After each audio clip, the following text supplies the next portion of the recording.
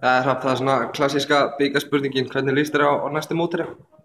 Já, svona klassíska svarið væri að það skiptir ekki máli hvernig maður fái, maður þurfa að vinna 4 leiki til þess að fara alla leið og svo framvegis.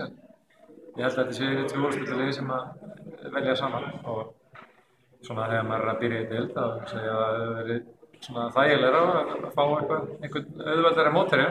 En samanskapið þá náttúrulega lentum við illa í því á móti þeim síðast á heimavelli og okkur langar gjarnan að reyna að leiðrétta það eitthvað. Og þið ætlaði að gera það í þessum leik?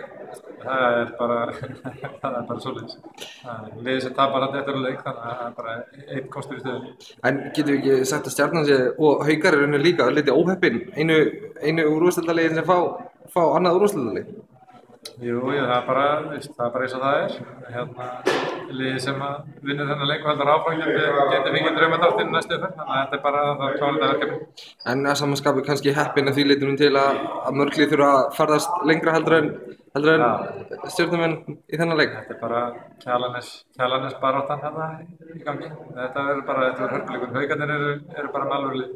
Það er búið að vera mikið ævintýri kringum íþróttirnar í Garðabæ í ár, þið ætlið væntanlega að reyna að halda því áfram og fara alla leið í bikarnum? Já, og bara mikið ævintýri og gríðarlega vel haldið utan öll málinn í Garðabænum og við njótum góðs af því eins og allir aðrir og við höfum fengið að hrífast með fótboltaliðinu og vonandi að strákarnir finni eitthvað lyktina af því sem er búið að vera að gerast.